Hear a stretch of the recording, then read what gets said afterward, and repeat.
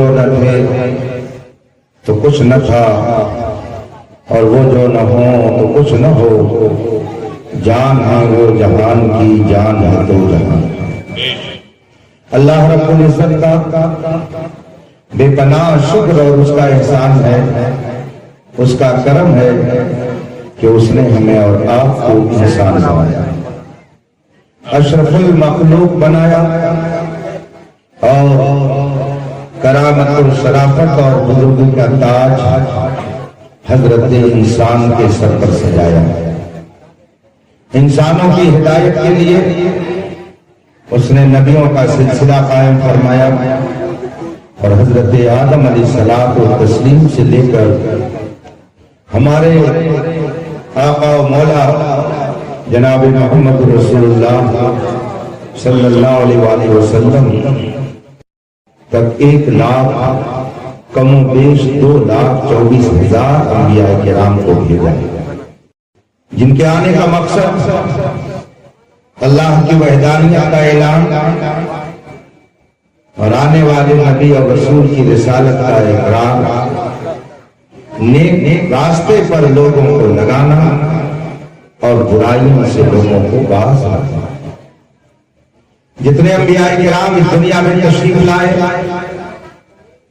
ہر ایک نبی کے آنے کا بنیادی مقصد یہی کہ وہ خدا کی توحید کا اعلان کرے اور بندوں کو گمراہی سے نکال کر صراط مستقیم پر اور اچھے راستے پر لگاتا ہے۔ یہ سلسلہ ہمارے اور آپ کے آقا مولا مدنی تاجدار احمد مختار صلی اللہ علیہ وسلم پر ختم ہو گیا۔ نبوت کا دروازہ بند، اب قیامت تک کوئی نیا نبی پیدا نہیں ہو سکتا۔ رسول پاک صلی اللہ علیہ وسلم جو سارے نبیوں کے آخر اور سارے رسولوں کے آخر میں اس دھرتی پر جلوہ گر ہوئے، ان کی تاریخ ولادت مشہور روایت کے مطابق 12 ربیع الاول دوشنبہ کا دن صبح شادی کا وقت۔ ربیع الاول شریف کا یہ مقدس مہینہ، اس کی 12ویں تاریخ کو اللہ کا وہ آخری پیغمبر اس دنیا میں جلوہ فرما ہوا۔ ساری دنیا جان رہی ہے کہ سیدنا محمد عربی صلی اللہ علیہ وسلم سارے نبیوں کے آخر میں آئے، مگر اہل سنت کا یہ معاملہ ہے، یہ کہتے ہیں کہ ہمارے حضور سب سے پہلے آئے۔ دنیا کہہ رہی ہے کہ آخری پیغمبر بن کر مکے کے اندر عبداللہ کی نسل پاک سے آمنہ کہ شکم مبارک سے پیدا ہونے والی ذات آخری پیغمبر کی حیثیت سے 12 ربیع الاول کو مکہ شریف میں جلوہ گر ہوئی، مگر سارے ایمان والے کہتے ہیں ہمارے حضور سب سے پہلے۔ سوال یہ پیدا ہوتا ہے کہ تاریخ یہ بتا رہی ہے، لوگوں کا مشاہدہ یہ کہہ رہا ہے کہ آنے والا سب سے آخر میں آ رہا ہے، مگر سارے اہل ایمان کہہ رہے ہیں کہ وہ سب سے پہلے ہے۔ اسی لیے علماء کرام نے لوگوں کے ایمان کی حفاظت کے لیے لوگوں سے نبی پاک صلی اللہ علیہ وسلم کا رشتہ نہایت مضبوطی کے ساتھ باقی رکھنے کے لیے نبی پاک کی فضیلت کے ایک ایک گوشے کو، ایک ایک نقطے کو، ایک ایک حیثیت اور ایک ایک جہت کو کتابوں میں اس طرح سے بیان فرما دیا۔ رسول پاک صلی اللہ علیہ وسلم کی عظمت کے گوشوں کو اس طرح سے اجاگر فرما دیا کہ کسی کو لب کشائی کی جرات کبھی نہیں ہو سکتی۔ ہمارے آقا صلی اللہ علیہ وسلم اول کائنات بھی بن کر آئے اور آخر بھی بن کر کے آئے. رسول پاک اول بھی ہیں، رسول پاک آخر بھی ہیں. ہمارے علماء نے، علماء دین نے، علماء اسلام نے اس کی مختلف تشریحات کر کے مسلمانوں کے سامنے اس مسئلے کو واشگاف کروا دیا. ایک ہے خلقت محمدی، ایک ہے ولادت محمدی، اور ایک ہے بعثت محمدی. خلقت الگ چیز ہے، ولادت الگ چیز ہے، اور بعثت الگ چیز ہے. یہ تین الگ الگ حیثیتیں ہیں. کسی چیز کا عدم سے وجود میں آنا نہ رہا ہو، پھر وجود میں اولاً آئے، کچھ بھی نہ رہا ہو اور پھر وجود میں آ جائے، اس کو کہا جاتا ہے خلقت. اسے خلقت سے تعبیر کیا جاتا ہے. فرمایا گیا ہے کان اللہ ولم یکن معہ شیء، خدا تھا اور کچھ نہیں تھا. خدا تھا اور کچھ نہیں تھا. تو جب کچھ نہیں تھا تو اللہ نے اسے پیدا کیا، اسے بنایا، اسے خلق کہا جاتا ہے. لیکن سوال یہ پیدا ہوا کہ اللہ نے سب سے پہلے کس کو بنایا؟ یہ دنیا معدوم تھی، اس کا کوئی وجود نہیں تھا. اسے اللہ نے بنایا تو سب سے پہلے اللہ نے اس چیز کو بنایا. ساری سائنس مل کر کے، سارے سائنس کا بیٹھ کر کے ایک دو سال نہیں لاکھوں سال غور کر لیں، لیکن اگر رسول پاک نے اس حقیقت سے پردہ نہ اٹھایا ہوتا تو سارے سائنسداں عاجز رہتے اور آج تک نہیں سمجھ پاتے کہ اللہ نے سب سے پہلے کس چیز کو پیدا فرمایا. حد تو یہ ہے کہ آج تک سائنس سے ہی نہیں پتہ لگا سکی کہ اس دنیا کو کسی نے بنایا ہے یا ایسے ہی بن گئی ہے. سائنس کے طلباء ہو سکتا ہے موجود ہوں، بہت سے لوگ پڑھ چکے ہوں گے. جب انہیں سمجھایا جاتا ہے کہ یہ دنیا کیسے بنی تو کہتے ہیں ایک دھماکہ ہوا اور یہ دنیا بنی. اسے کسی نے بنایا نہیں ہے، ایک دھماکہ ہوا اور دنیا وجود میں آ گئی. مجھے آپ بتائیے دھماکے سے چیز بنتی ہے یا بنی ہوئی چیز بھی بگڑ جاتی ہے؟ خدا جب چھین لیتا ہے تو عقلیں چھین لیتا ہے. یہ دنیا دھماکے سے نہیں بنی ہے، دھماکے سے چیز بنتی نہیں ہے. جب دھماکہ ہوتا ہے تو چیز بگڑ جاتی ہے. یہ دنیا دھماکے سے نہیں بنی ہے، اسے اللہ نے ایک اسپیشل نظام کے تحت پیدا فرمایا. یہ دنیا خود بخود نہیں بنی ہے، دھماکہ ہوا دنیا وجود میں آگے ایسا نہیں ہوا ہے. اللہ نے اسپیشل قانون کے تحت، نظام کے تحت اس کائنات کو پیدا فرمایا. اور اس پر ایک نہیں ہزاروں دلائل موجود ہیں. جو حضرات اس کا مطالعہ کرنا چاہیں وہ تاریخ کی اور عقائد کی کتابیں پڑھیں تو معلوم ہوگا. آج بھی ایسے نظریہ رکھنے والے پائے جاتے ہیں اور پہلے بھی اس طرح کا نظریہ رکھنے والے پائے جاتے تھے، مگر معمولی درجے کے مسلمان بھی ان کے مسئلوں کو حل کر دیا کرتے تھے اور ان کی عقلوں کو درست کر دیا کرتے تھے. بہت مشہور واقعہ ہے ایک بزرگ کا کہ ایک دہریہ سے جب ان کا مناظرہ طے ہو گیا اور اس دہریہ نے کہا تھا کہ یہ دنیا خود بخود بنی ہے، اسے کسی نے بنایا نہیں ہے، تو اس عالم ربانی نے کہا تھا میں ثابت کروں گا کہ یہ دنیا خود بخود نہیں بنی ہے، اس کو کسی نے بنایا ہے، بنانے والا اس کا موجود ہے. مناظرہ طے ہو گیا، وقت مقرر ہو گیا، وہ دہریہ اپنے وقت کے مطابق مناظرہ گاہ میں پہنچ گیا، مگر اس عالم ربانی کو پہنچنے میں تاخیر ہوئی. دیر سے پہنچے، اس دہریہ بے دین منکر خدا نے کہا آپ مناظرہ ہار گئے. عالم ربانی نے فرمایا میں مناظرہ کیسے ہار گیا؟ اس نے کہا وقت متعین تھا، آپ اس وقت متعین کے بعد پہنچ رہے ہیں، یہ آپ کی شکست کی اور ہار کی علامت ہے۔ اس عالم ربانی نے کہا میرا عذر بھی تو آپ سن لیجیے۔ کہا کیا عذر ہے؟ کہا عذر یہ ہے کہ میں جس راستے سے آ رہا تھا، راستے میں ایک ندی پڑتی تھی اور ندی مجھے پار کرنی تھی، مگر وہاں کوئی کشتی نہیں تھی جس سے میں آسانی سے پار کرتا۔ بہت دیر تک انتظار کرتا رہا، انتظار کا گھڑیاں جلدی ختم ہی نہیں ہو رہی تھی۔ بہت دیر کے بعد میں نے دیکھا وہیں ایک درخت لگ گیا اور تھوڑی دیر کے بعد دیکھا وہ درخت موٹا ہو گیا۔ پھر میں نے دیکھا کہ وہ درخت کٹ گیا، پھر میں نے دیکھا اس کے پٹرے چر گئے، پھر میں نے دیکھا اس کی کشتی بن گئی، پھر میں نے دیکھا وہ کشتی پانی میں تیرنے لگی، پھر میں اسی پہ بیٹھ گیا اور وہ کشتی پھر اس پار پہنچی، تب میں آپ کی خدمت میں حاضر ہو رہا ہوں۔ عالم ربانی نے جب یہ اپنی بات رکھی فوراً کہہ دیا، منکر خدا نے کہا آپ پاگل تو نہیں ہو گئے ہو، دیوانہ تو نہیں ہو گئے ہو، اب کوئی کا دیوالیہ تو نہیں ہو گیا ہے؟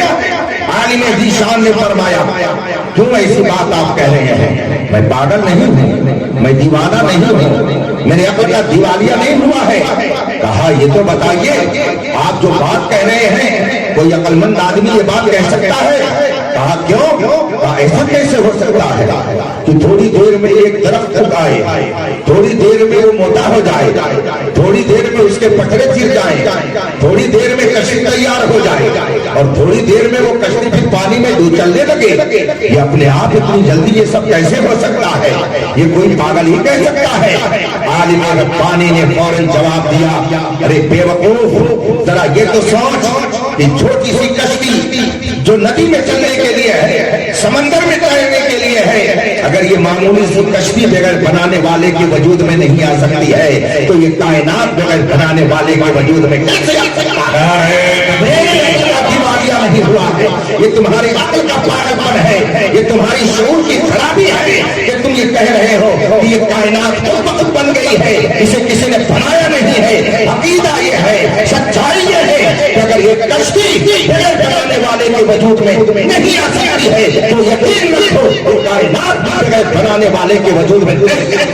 نعرہ تکبیر، نعرہ رسالت، یشتہی اہل النبی۔ ہمارا ایمان ہے کہ اللہ نے اس کائنات کو پیدا کیا ہے، اللہ نے اس کائنات کو بنایا ہے، لیکن پھر یہ سوال پیدا ہوگا کہ اللہ نے سب سے پہلے اس کائنات میں کس چیز کو بنایا؟ کون سی چیز ہے جسے رسول اللہ نے سب سے پہلے بنایا؟ یہ سوال جب رسول پاک کی بارگاہ میں رکھا گیا، صحابہ نے جب یہ سوال کیا یا رسول اللہ نے سب سے پہلی کون سی چیز بنائی؟ تو رسول پاک نے اپنی زبان پاک سے ارشاد فرمایا اول ما خلق اللہ نوری، سب سے پہلے اللہ نے میرے نور کو پیدا فرمایا ہے۔ رسول پاک صلی اللہ علیہ وسلم کا نور یہ مخلوق اولین ہے، اللہ کی مخلوق میں سب سے پہلی مخلوق کا نام نور محمدی ہے۔ اس اعتبار سے رسول پاک اس کائنات کی بنیاد اور اصل ہے اور اول کائنات ہے۔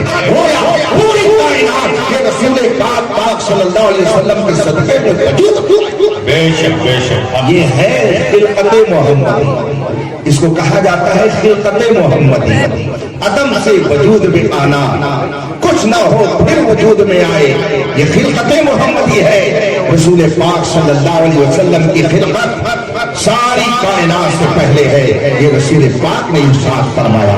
اور پھر جب اللہ نے چاہا تو آپ کے نور سے اس کائنات کو پیدا فرمایا۔ خلقت محمدی پہ تفصیل سے گفتگو کرنے کے لیے ہزار آپ کی ناکافی ہے اور نہ جانے کتنے سالوں بھی اس کے لیے ناکافی ہیں اور سما نہیں سکتے ہیں۔ ان وقتوں میں فضائل و کمالات اول خلقت کے حوالے سے جو محدثین نے بیان فرمایا ہے، اس کے بعد دوسرا درجہ ہے ولادت محمدی کا۔ ولادت کا مطلب ہوتا ہے ماں باپ کے ملاپ سے، شکم مادر سے کسی کا وجود ہو، اس کو ولادت سے تعبیر کیا جاتا ہے۔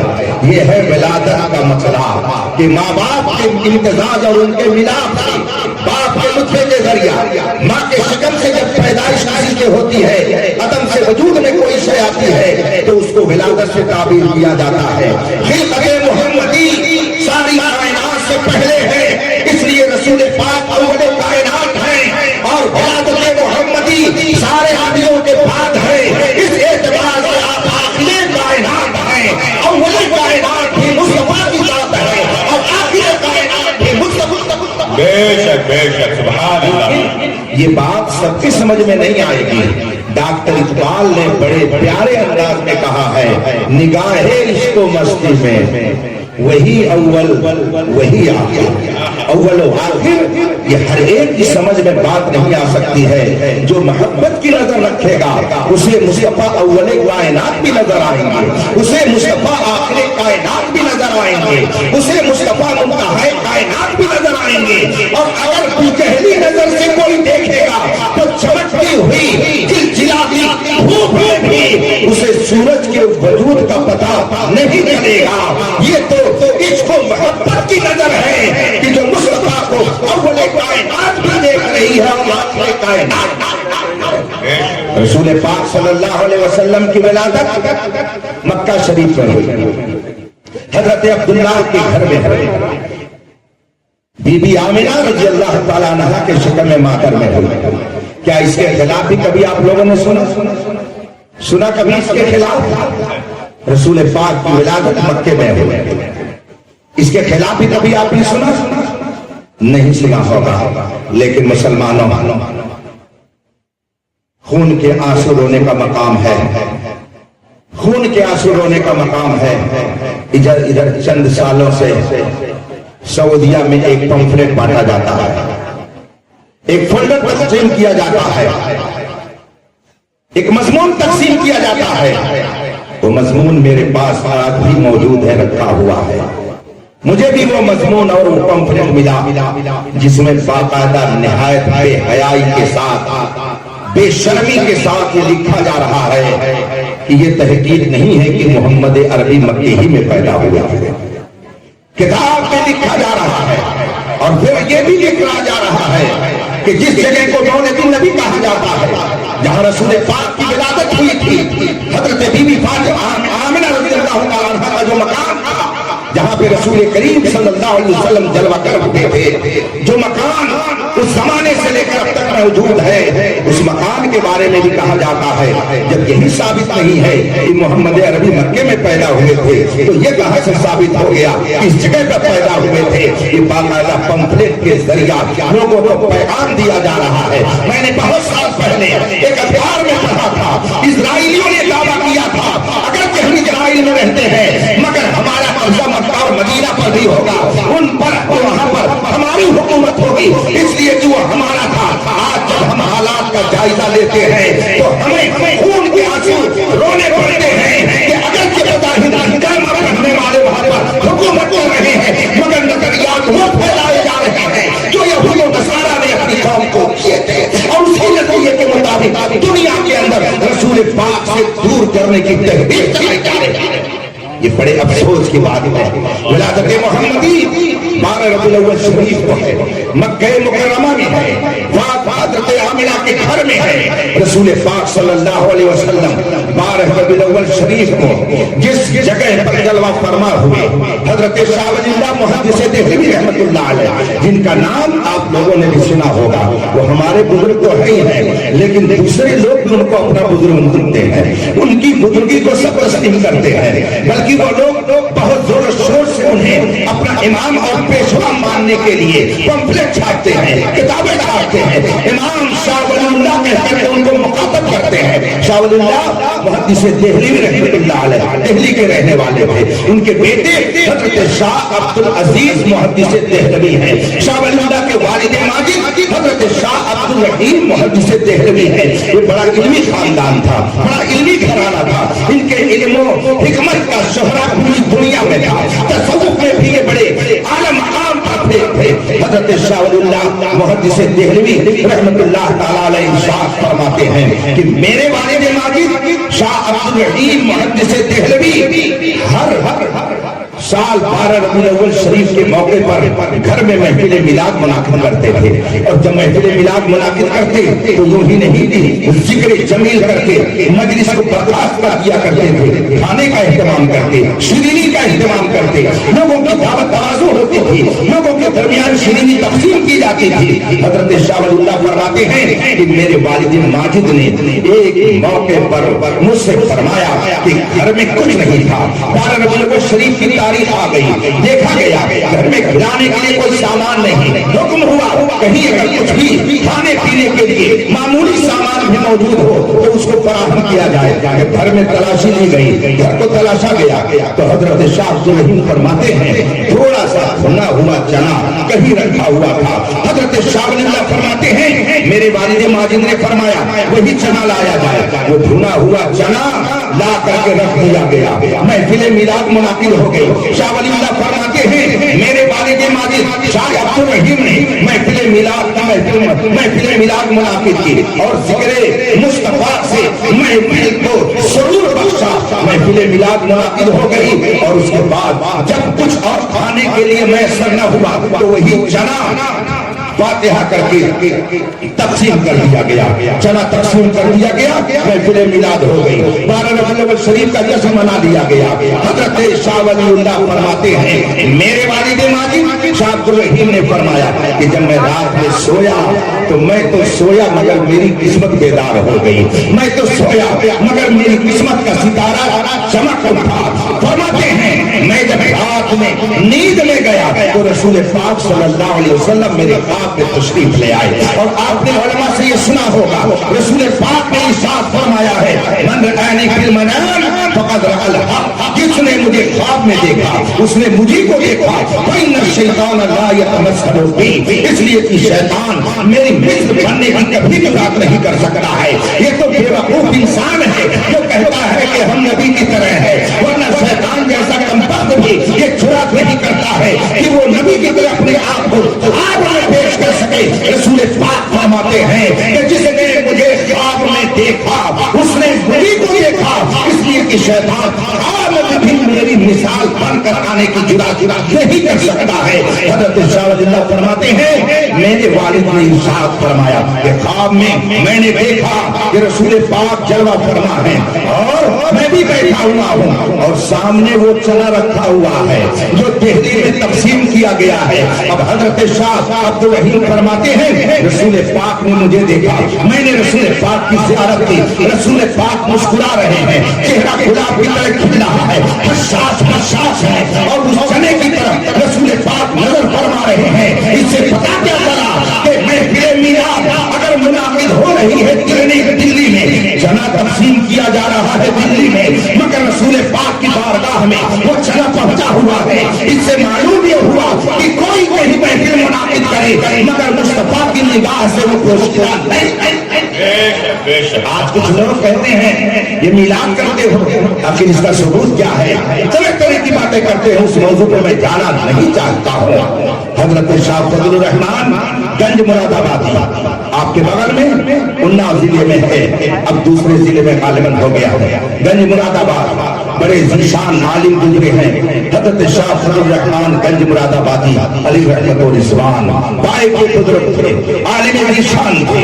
उनके मुरीद ने उनसे पूछा हुजूर ये तो बताइए क्या सरकार के जमाने में और सहाबा के दौर में महफिल मिलाद मुनाकिद होती थी? सहाबा मिलाद की महफिल मुनाकिद करते थे? हजरत फजलुर रहमान गंज मुरादाबादी ने फरमाया बेशक मुनाकिद करते थे, बिल्कुल मुनाकिद करते थे। कहा कैसे? कहा आपको नहीं मालूम है? कहा हुजूर हमें समझा दीजिए। हजरत फजलुर रहमान गंज मुरादाबादी फरमाते हैं कि सहाबा ही ने तो सबसे पहले मुल्कों में जाकर के नबी का मिलाद पढ़ा है, सहाबा ही ने तो नबी का मिलाद पढ़ करके नबी की अज़मत का इजहार किया है, सहाबा ही ने तो शहर शहर जाकर के मिलाद मुस्तफा का प्रचार किया है। कहा वो कैसे? کیسے؟ کیا آپ کو یہ فرمایا؟ کیا آپ کو یہ نہیں معلوم ہے کہ جب صحابہ کسی ملک میں جاتے تھے، کسی شہر میں جاتے تھے دعوت دین دینے کے لیے، تبلیغ اسلام کرنے کے لیے، تو وہاں پہلے جا کر کے یہ تھوڑی کہتے تھے کہ ہم صحابی ہیں، ہماری بات مان لیجیے. وہ وہاں جاتے تھے، لوگوں کو اکٹھا کرتے تھے اور اکٹھا کرنے کے بعد ان سے کہتے تھے مکے میں ایک نبی پیدا ہوئے ہیں، حضرت عبداللہ کے گھر میں آمنہ کے لختے جگر کی شکل میں محمد عربی کا وجود ہوا ہے، وہ قرآن کی تعلیم دیتے ہیں، ایک خدا کی ہمیں تبلیغ کرتے ہیں کہ خدا ایک ہے. وہ پیغمبر مکے میں پیدا ہوئے ہیں، مدینے میں ہجرت کر کے گئے ہوئے ہیں، ان کی یہ شان ہے.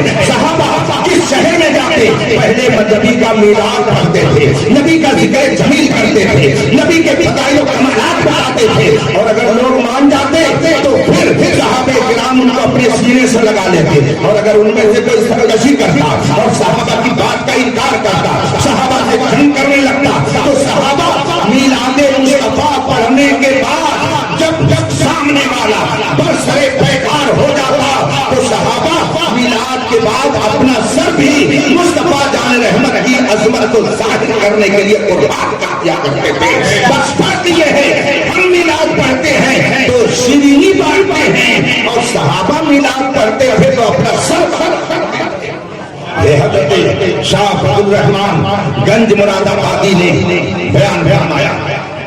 مراد آباد گنج مراد آباد کے آگے آئے حضرت صدر الفاضل علامہ سید نعیم الدین مراد آبادی رحمۃ اللہ علیہ، ان کے استاد محترم ہیں، ان کا نام ہے حضرت علامہ محمد گل رحمۃ اللہ تعالی علیہ.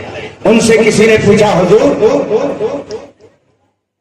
رسول پاک صلی اللہ علیہ وسلم کے زمانے کے بعد جو کام کیا جائے اسے کیا کہا جاتا ہے؟ حضرت علامہ محمد گل رحمۃ اللہ علیہ نے فرمایا آپ کہنا کیا چاہتے ہیں؟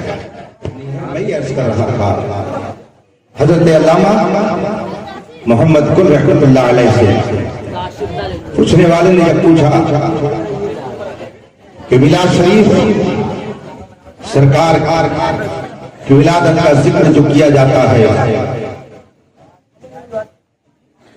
اس تو بدعت ہے، اس لیے کہ بدعت اسے کہا جاتا ہے کہ جو سرکار کے زمانے کے بعد کام کیا جائے. جب اس شخص نے اپنی پوری بات کہہ لی تو حضرت علامہ محمد گل رحمۃ اللہ تعالی علیہ فرماتے ہیں آپ کیا کہنا چاہتے ہیں؟ کہا میلاد پڑھنا بدعت ہے. کہا کیوں؟ کہا اس لیے کہ جو سرکار کے زمانے کے بعد کام کیا جائے وہ بدعت ہے.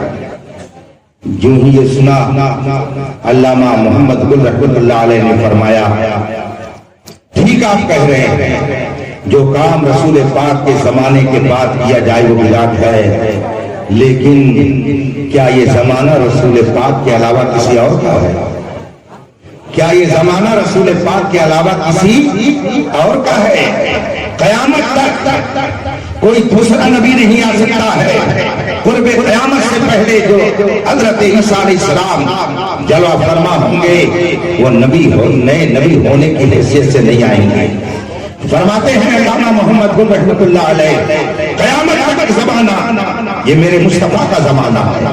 آپ کہہ رہے ہو کہ جو کام رسول پاک کے زمانے کے بعد کیا جائے وہ بدعت ہے، جب بعد کا زمانہ آئے گا تب بدعت ہوگا. یہ زمانہ رسول پاک کے بعد کا زمانہ نہیں ہے، یہ تو زمانہ رسول پاک ہی کا زمانہ ہے.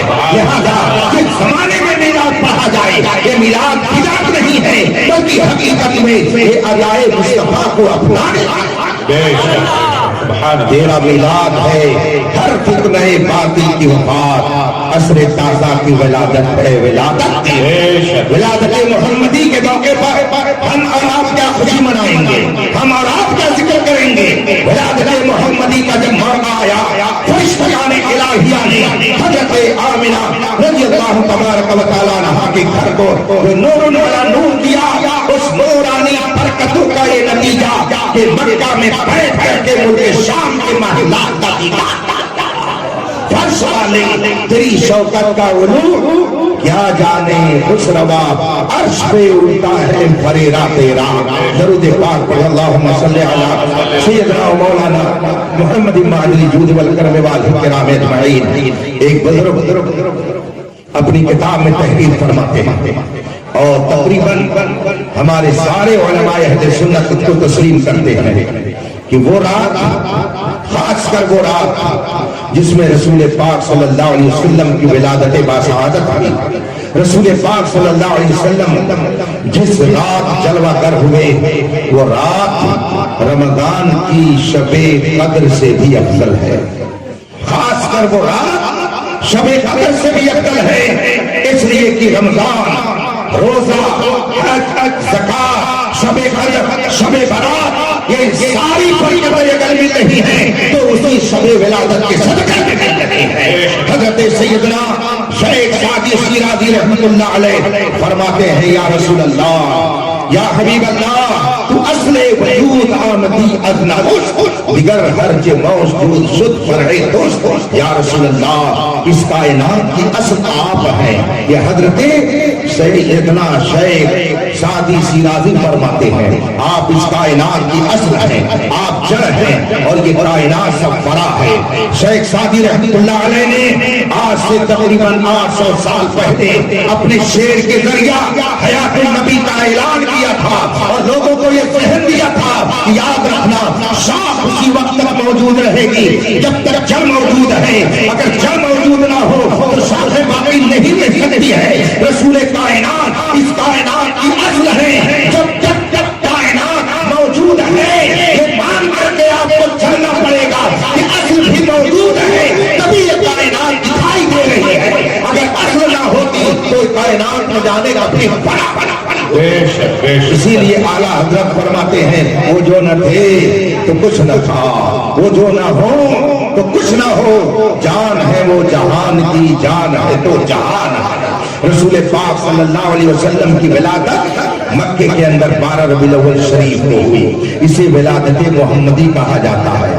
پھر اس کے بعد 40 سال تک آپ نے مکے میں اپنی عالمانہ، عارفانہ، معجزانہ، صادقانہ زندگی گزاری. آپ نے 40 سال تک اپنی پاکیزہ زندگی کو مکے کے لوگوں کے سامنے رکھا.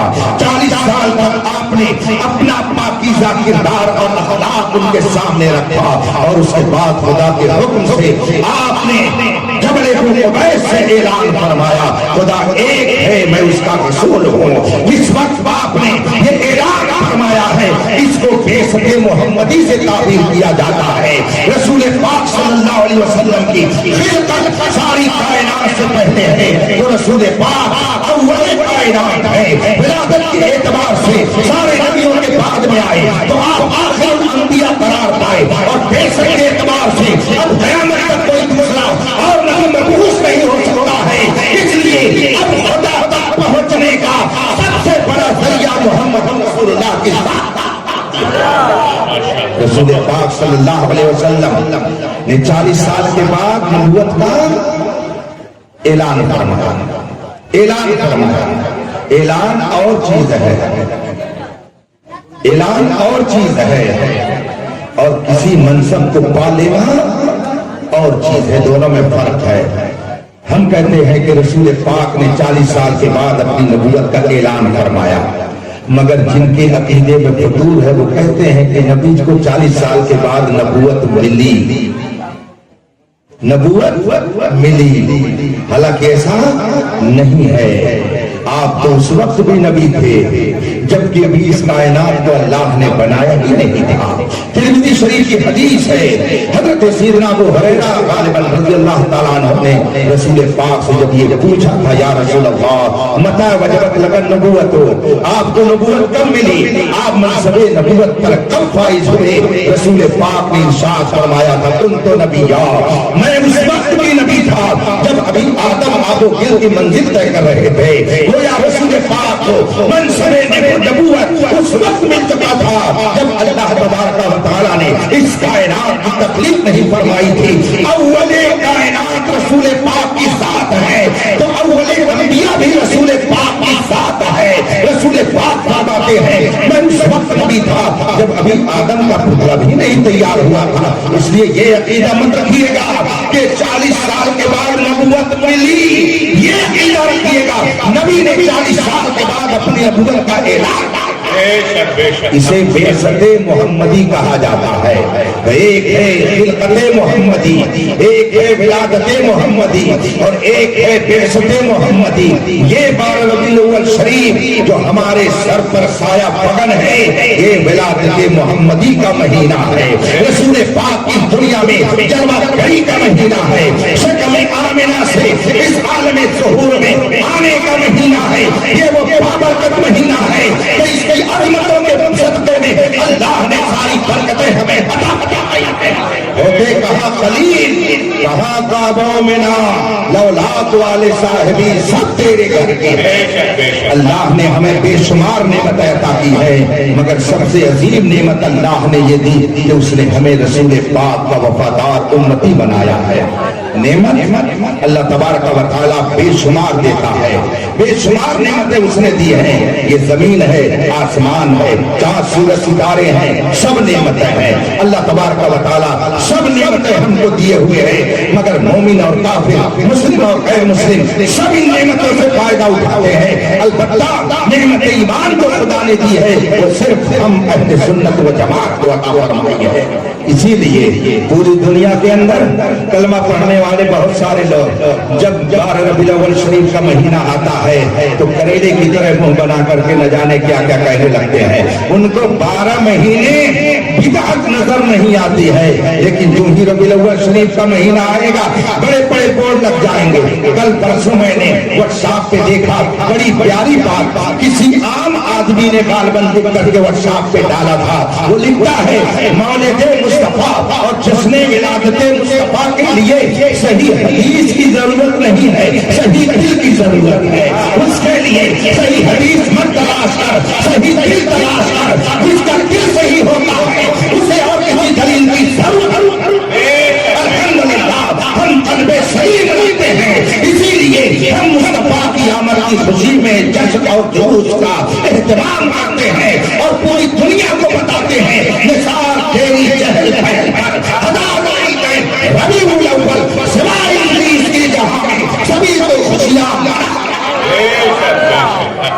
رفیقان محترم. یہ اللہ کا ہم پر کرم ہے کہ اس نے رسول پاک صلی اللہ علیہ وسلم کی وفادار امت میں ہمیں پیدا فرمایا. یاد رکھیے گا ہر نعمت خدا دیتا ہے, اس سے کوئی سنی انکار نہیں کر سکتا. ہر نعمت خدا دیتا ہے. ہمارا ایمان ہے, قرآن فرماتا ہے وما بکم من نعمت فمن اللہ, تمہیں جو بھی نعمت ملتی ہے سب خدا کی طرف سے, ساری نعمتیں خدا دیتا ہے. اس پر ہمارا ایمان ہے, اس کے خلاف کوئی مسلمان عقیدہ نہیں رکھتا.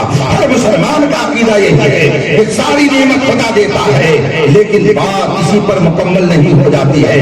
خدا ساری نعمتیں دیتا ہے تو اس لیے ہم اس کی عبادت کرتے ہیں, مگر رسول کائنات خدا سے وہ نعمتیں دلاتے ہیں, اس لیے ہم اسے محبت کرتے ہیں. خدا دیتا ہے تو ہم اس کی بندگی کرتے ہیں, اور مصطفیٰ دلاتے ہیں تو ہم اسے محبت کرتے ہیں. اور آدمی جب کسی سے محبت کرتا ہے, فرمایا گیا ہے من احب شیئا اکثر بالذکر, آدمی جس سے زیادہ محبت کرتا ہے اس کا زیادہ ذکر کرتا ہے. آدمی جس سے زیادہ محبت کرتا ہے اس کا ذکر خیر زیادہ کرتا ہے. ایک بزرگ نے فرمایا ہے اقیم ذکر نعمان لنا, نعمان کا ذکر میرے سامنے بار بار کرتے رہو, اس لیے کہ وہ مشک ہے. مشک کو جتنا کوڑے دو گے اس میں سے اتنی ہی زیادہ خوشبو نکلے گی. نبی کا ذکر خوشبو ہے. آدمی جس قدر نبی کا ذکر کرے گا اس کا دل و دماغ ایمان کی تازگی سے وہ معطر ہوتا رہے گا, منور ہوتا رہے گا, اور اس کے دل و دماغ میں تازگی پیدا ہوتی رہے گی. میں ایک بار عمرے کے موقع پر مدینہ شریف حاضر تھا. 12 ربیع الاول شریف کا موقع تھا. 12 ربیع الاول شریف کا موقع, فجر کی نماز کے بعد 12 ربیع الاول شریف کو جگہ جگہ میں نے دیکھا عربوں کو کہ وہ کھجور لیے اور ٹافی لیے تقسیم کر رہے ہیں. کھجور اور ٹافی تقسیم کر رہے ہیں مدینہ منورہ کی سرزمین پر. پھر میں نے پتہ لگایا تو معلوم ہوا ایک نہیں، مدینہ شریف میں آج بھی بے شمار مقامات ایسے ہیں جہاں پہ 12 ربیع الاول شریف کے روز محفل میلاد منعقد کی جاتی ہے، رسول پاک کے ذکر جمیل کی محفلیں منعقد کی جاتی ہیں۔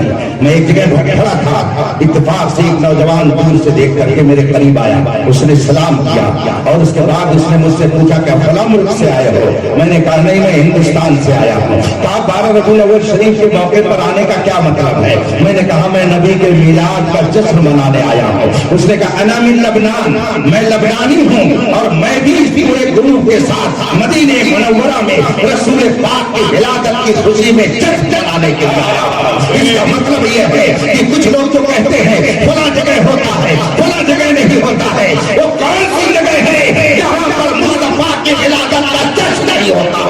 نثار تیری چہل پہل پر ہزاروں عیدیں ربیع الاول سوائے انیس کے جہاں میں سبھی تو خوشیاں کان جدھر لگائیے تیری ہی داستان ہے۔ اس کائنات کی سب سے عظیم ہستی کا نام محمد رسول اللہ ہے۔ کوئی دوسرا ہوا ہے نہ ہوگا شہا، تیرے شہر کلام و بقا کی قسم۔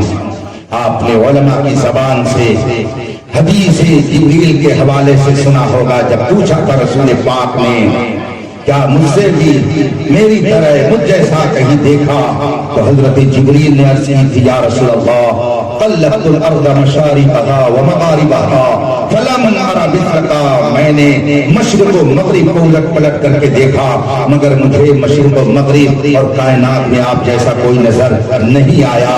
اسی کی ترجمانی کرتے ہوئے اعلیٰ حضرت نے فرمایا یہی بولے سدرا والے چمنے جہاں کے پھالے سبھی میں نے چھان ڈالے، تیرے پائے کا نہ پایا، تجھے ایک نے ایک بنایا، تجھے ایک نے ایک بنایا۔ اس کائنات میں رسول پاک جیسا کوئی دوسرا انسان پیدا نہیں ہوا۔ ان کا اخلاق، ان کا کردار کتنا اعلیٰ تھا، خدا کی قسم اگر چند واقعات پڑھ کر کے ہم رسول پاک کی سیرت کو اپنا لیں تو پھر وہی دور آئے گا کہ دشت تو دشت ہے، دریا بھی نہ چھوڑے ہم نے، پہلے ظلمات میں دوڑا دیا۔ یہی مطلب ہوگا کہ کسی طرف آپ جائیں گے خوشیاں آپ کا استقبال کریں گے۔ کیا آپ نہیں جانتے کہ رسول پاک نے کیا پیارا اخلاق پیش کر کے امت کو درس دیا؟ بہت مشہور واقعہ حضرت سیدنا زید بن حارثہ رضی اللہ تعالیٰ عنہ، حضرت زید حارثہ کے بیٹے ہیں۔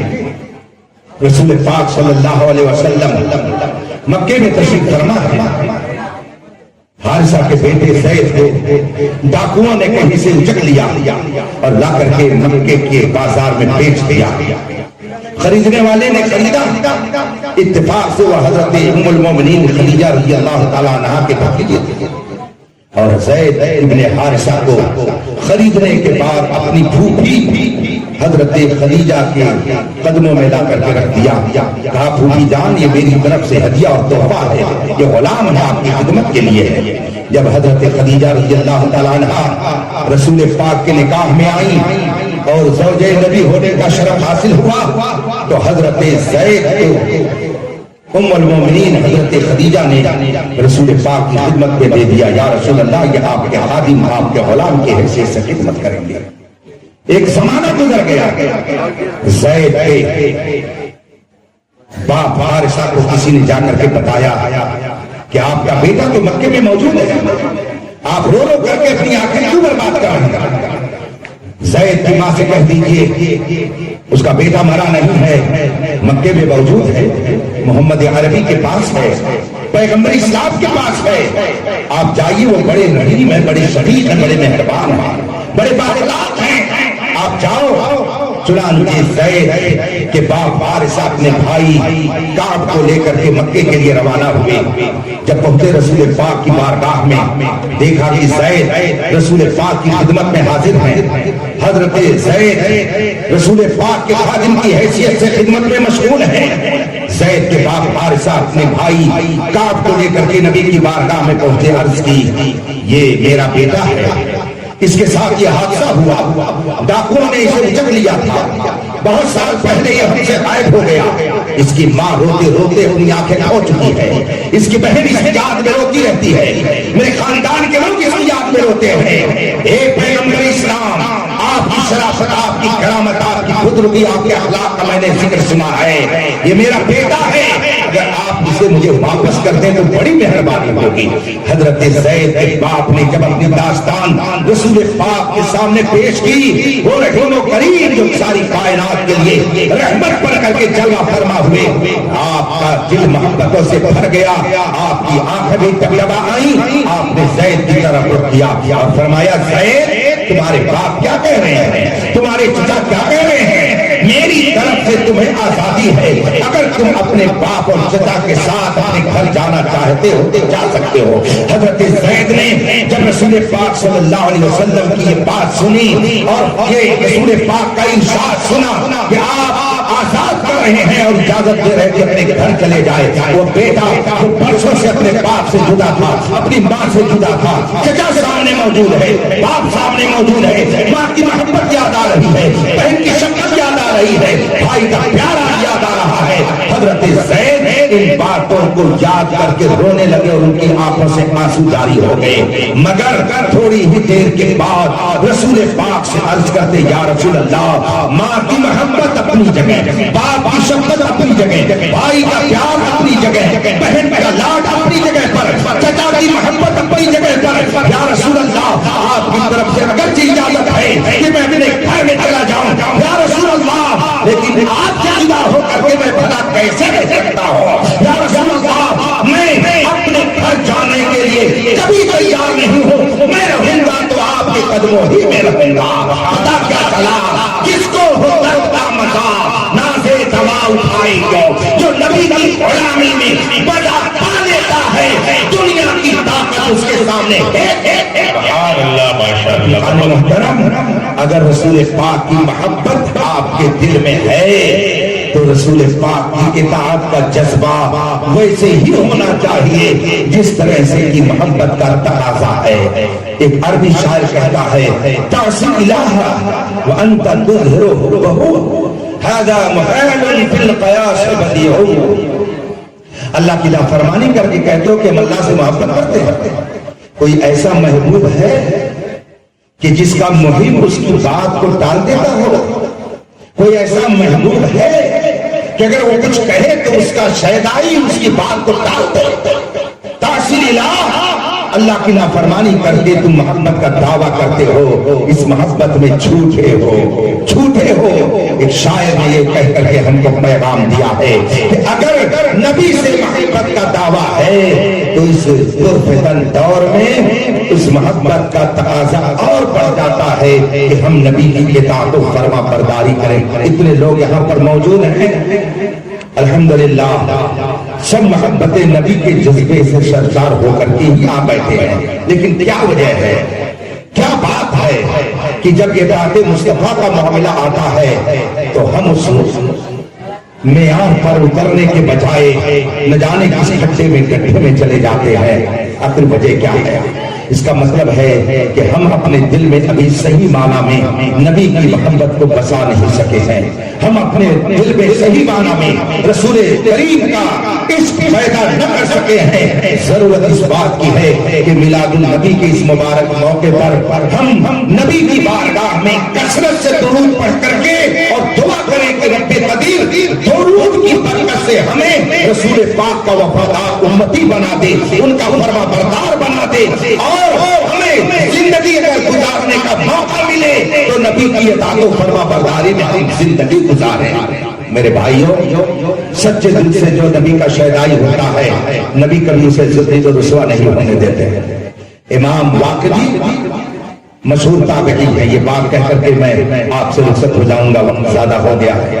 بڑے مشہور بزرگ امام واقعی کی کتاب فتح الشام بڑی مشہور کتاب ہے، اس کتاب میں ایک واقعہ بہت تفصیل سے درج ہے۔ عیسائی فوج نے ایک مرتبہ مسلمانوں کے لشکر کو گھیر لیا اور تقریباً وہ 1 لاکھ بلکہ اس سے زیادہ تعداد میں تھے۔ اور مسلمانوں کی ایک ٹکڑی تھی اور اس ٹکڑی میں بھی چند لوگ تھے جو بڑے بہادر قسم کے مانے جاتے تھے. سامنے ایک رات کا عیسائی لشکر آ گیا مسلمانوں کو تہس نہس کرنے کے لیے. ایک مجاہد ہے رسول پاک ایک شہدائی ہے, ان کا نام ابو الہول ہے. اصل نام ان کا دامس ہے لیکن ان کو ابو الہول کے نام سے جانا جاتا تھا.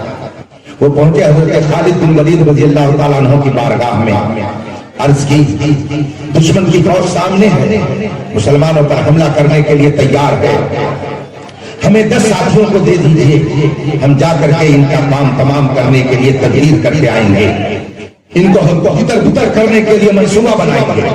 حضرت خالد بن ولید نے کہا اتنا عظیم لشکر اور اس کے لیے تم 10 لوگ کیا کر سکتے ہو؟ حضرت ابو الہول نے فرمایا, عرض کی آپ ہمیں 10 ساتھی دے دیجئے اور پھر دیکھیے کہ ہم کیا کرتے ہیں. حضرت دامس کی خواہش کے مطابق انہیں 10 ساتھیوں کو دے دیا گیا. حضرت خالد بن ولید نے 10 ساتھیوں کے ساتھ حضرت ابو الہول کو الوداع کیا, انہیں رخصت کیا, انہیں الوداع کہا اور وہ دشمن کی فوج کی طرف چلے گئے.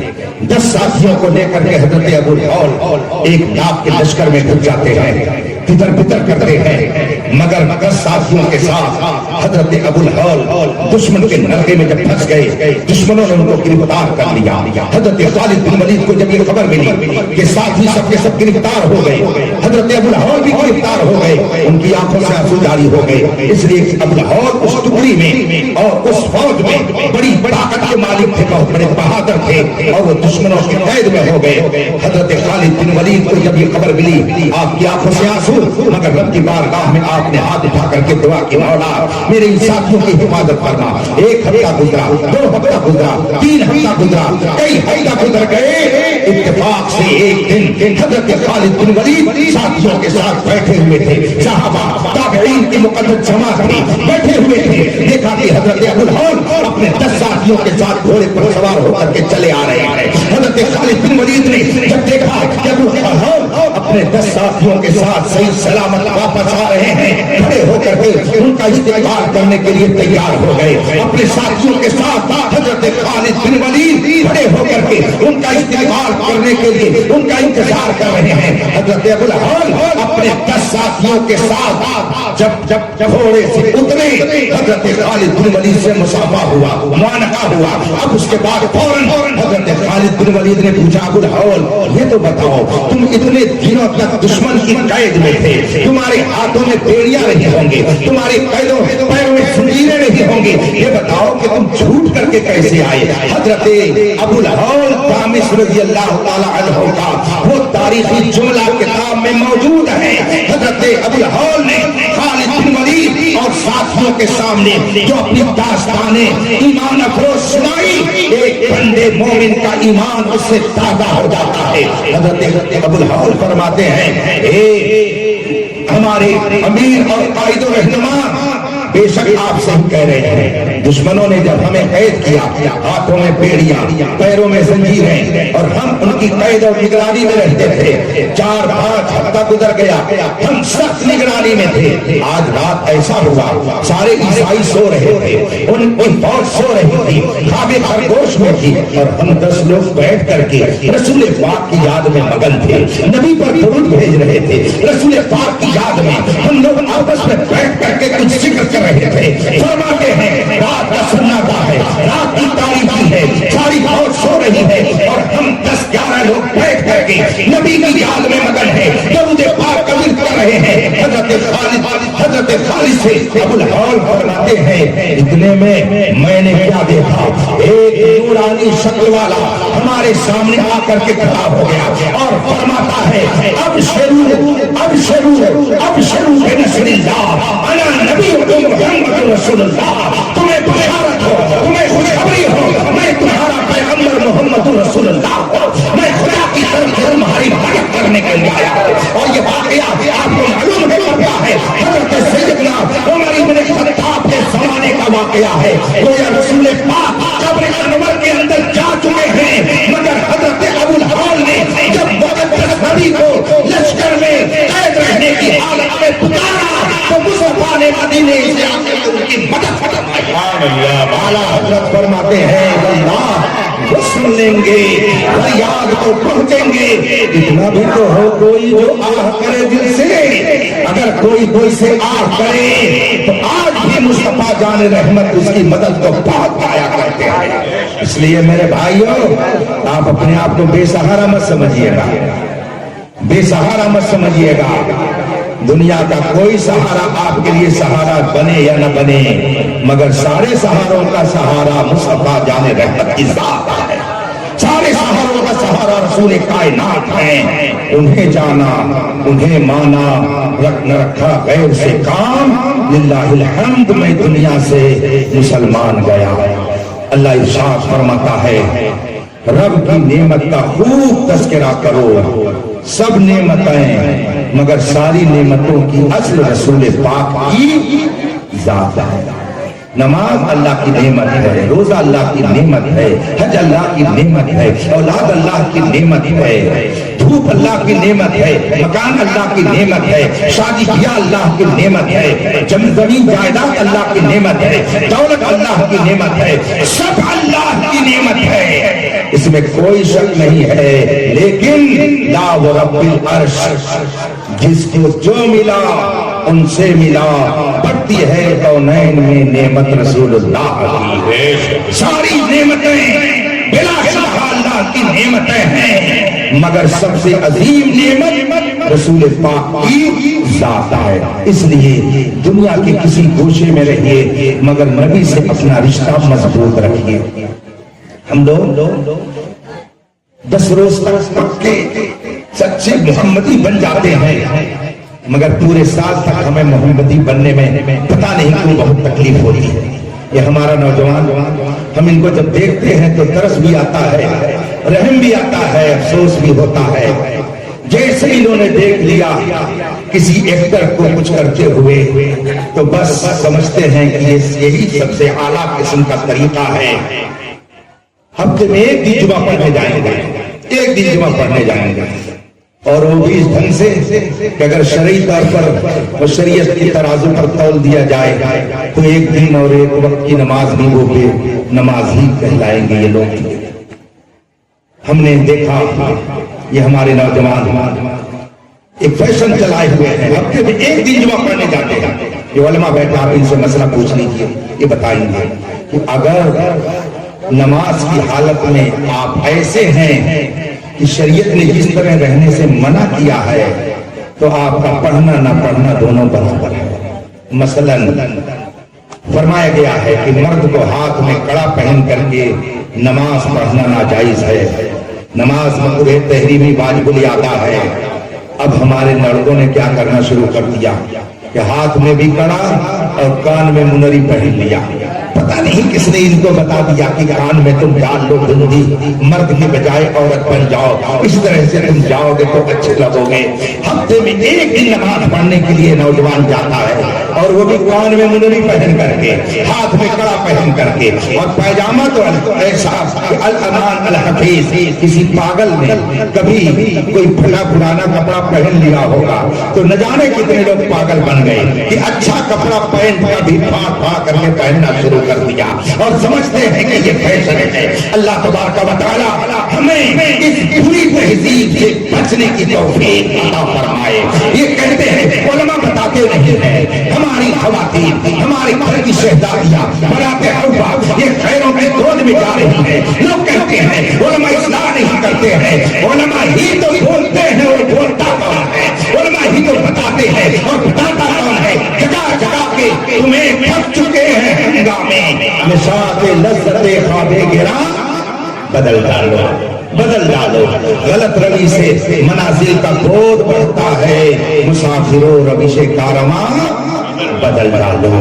رسول پاک کی یاد کی محفل منعقد کرنے کا مقصد صرف یہ نہیں ہوتا ہے کہ آپ کے فضائل سنا دیے جائیں، بلکہ یہ بھی مقصد ہوتا ہے کہ آپ کے کردار کو اپنا کر کے ایک پاکیزہ معاشرہ وجود میں آئے۔ اس لیے اگر آپ رسول پاک کے سب سے وفادار امتی ہیں تو ان کی سیرت و کردار کو اپنائیے، انشاءاللہ یہاں بھی سرخرو رہیں گے اور وہاں بھی سرخرو۔